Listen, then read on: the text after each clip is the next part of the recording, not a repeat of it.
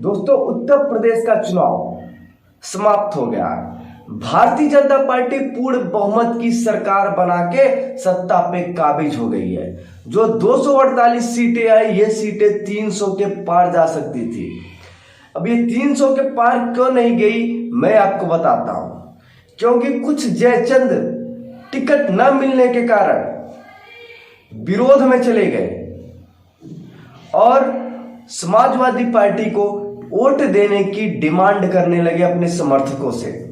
ये सब चीजें, ये वास्तविकता आपको मैं बताता हूं। पहली घटना ले चलता हूं सुल्तानपुर जिले में, जहां की 4 सीटें भारतीय जनता पार्टी काबिज हो गई 4 सीटों पे। लेकिन एक सीट जो वहां की जिलाध्यक्ष रेखा सिंह ने एक सीट को हरवा दिया। क्यों हरवा दिया आपको बताता हूं विस्तार से। 2017 में इनके पति निर्दलीय चुनाव लड़े थे विधायकी का, वो हार गए थे। उसकी बदला लेने के लिए, उस हार का बदला लेने के लिए इन्होंने भारतीय जनता पार्टी के विरोध में अपने समर्थकों से समाजवादी पार्टी को वोट देने की मांग की। अब दूसरी सीट पे आते हैं, भदोही के औराई सीट पे। औराई सीट का हाल आपको बताते हैं। रंगनाथ मिश्रा आए बसपा से, वो टिकट की डिमांड कर रहे थे। लेकिन जब भारतीय जनता पार्टी ने उन्हें टिकट नहीं दिया तो उन्होंने पार्टी के विरोध में जाके समाजवादी पार्टी के पक्ष में लोगों के मतदान करने की अपील करने लगे। वहां से भारतीय जनता पार्टी भले ही जीत गई, लेकिन अब भारतीय जनता पार्टी को जरूरत है कि ऐसे नेताओं पे लगाम लगाए। अब तीसरी सीट ले चलते हैं आपको बागपत और बिजनौर में, जहां से भारतीय जनता पार्टी के प्रत्याशी 259 वोट से चुनाव हार गए कुछ जयचंदों के कारण। यही हुआ बिजनौर में भी, और यही हुआ केशव प्रसाद मौर्य के साथ। अब ये सब चीजें पूर्वांचल में भी आती हैं, अवध में भी आती हैं। आपको अवध के एक सीट पे ले चलते हैं, रानीगंज सीट पे, जहां पे लड़ाई भाजपा और सपा में बहुत ही दिलचस्प रही। अभी दिलचस्प क्यों रही आपको बताता हूं। भारतीय जनता पार्टी में सपा के पूर्व मंत्री, भाजपा में भी मंत्री, भाजपा सरकार में मंत्री रह चुके थे जब राजनाथ सिंह जी की सरकार थी।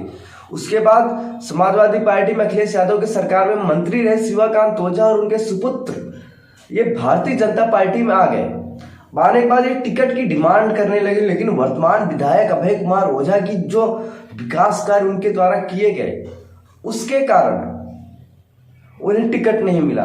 तो उन्होंने किया क्या, धीरज कुमार ओझा को हराने के लिए शिवकांत ओझा ने पार्टी से नाराज लोगों का एक ग्रुप इकट्ठा किया, ब्राह्मणों का एक ग्रुप इकट्ठा किया। उन्होंने पार्टी के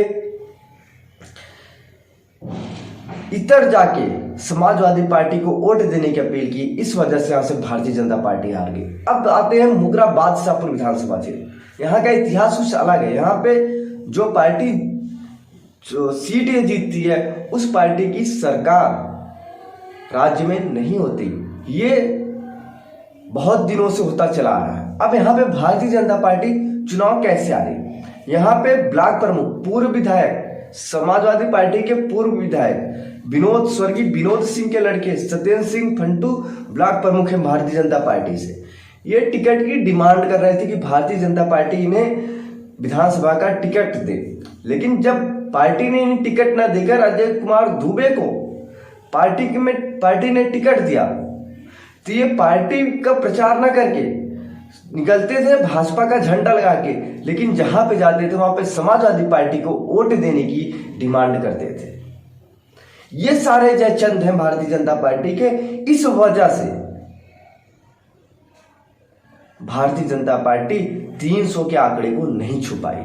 अगर आपके पास भी ऐसे जयचंदों की अगर रिपोर्ट हो तो आप हमको कमेंट बॉक्स में जरूर बताइएगा, एक लिस्ट तैयार करते हैं।